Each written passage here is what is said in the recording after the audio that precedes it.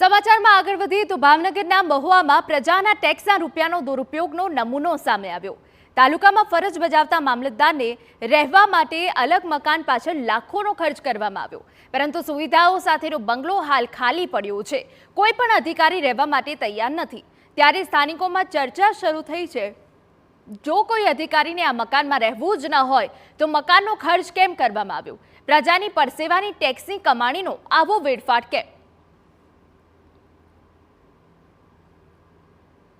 ઉપસ્થિત થયો છે કે લોકોના ટેક્સના પૈસે કરાયેલ ખર્ચ અને એનો કોઈ ઉપયોગ ન થતો, તેવામાં દરિયા કિનારે વસેલા મહુવા તાલુકામાં કુદરતી આપદાઓ તોકતેથી લઈને તાજેતરમાં આવેલી પવન અને ભારે વરસાદ જેવી સ્થિતિમાં મામલતદાર ઇઝી અવેલેબલ લોકો માટે થાય એટલે આ વિચાર કરવામાં આવેલો અને એ વિચારના પરિણામ સ્વરૂપ આ આવાસ બનાવવામાં આવેલું।